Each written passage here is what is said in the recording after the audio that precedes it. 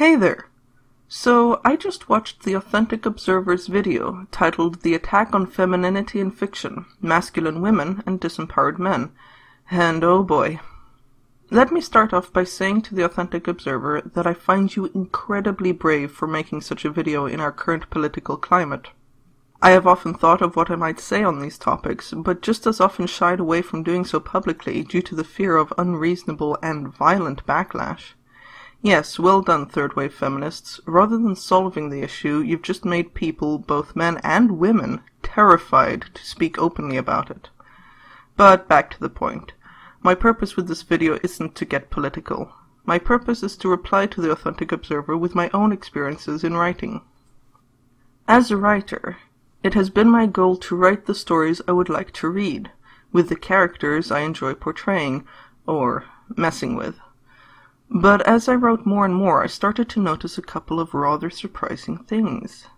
Firstly, that my stories were seriously lacking female representation, often following a male protagonist struggling against a male antagonist with male sidekicks, male henchmen, etc., etc. And what female characters did exist were relegated to the background and supporting roles, with barely even one character trait to show in the scarce moments they were even seen.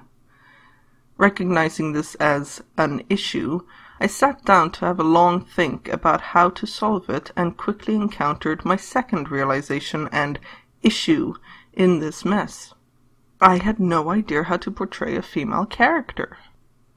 Although I've tried not to get too caught up in all the politics, it's been impossible to avoid and impossible not to be influenced by it, which ended up leaving me in an incredibly confused state.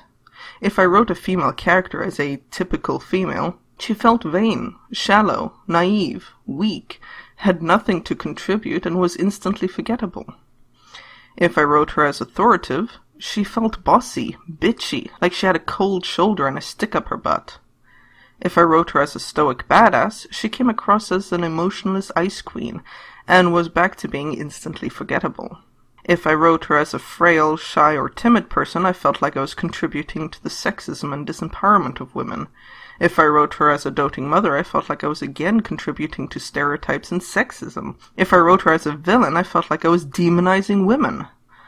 All the while, my male characters were able to express any or all of these things without anything feeling wrong about them.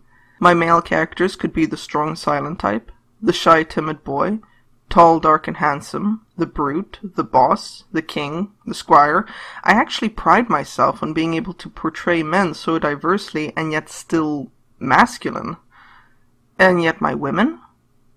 It seemed no matter what I did, I would somehow be wrong. I spoke about it to my friends, and they didn't understand.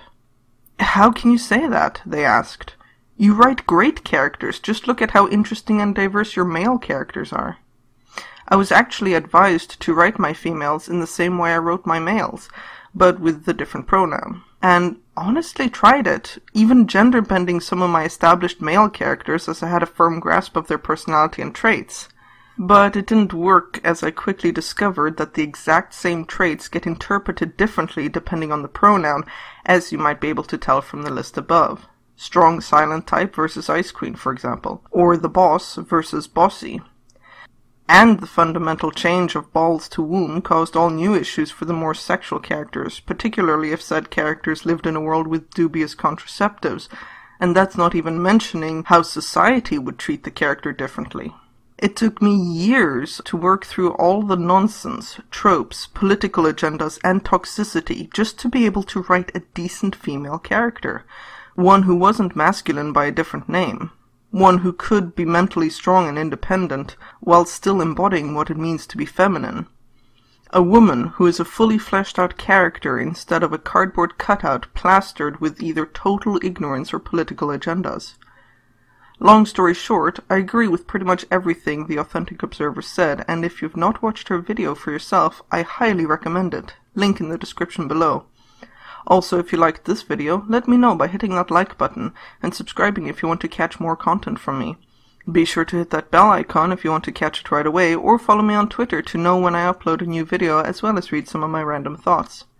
That's all for this time, and have a pleasant day.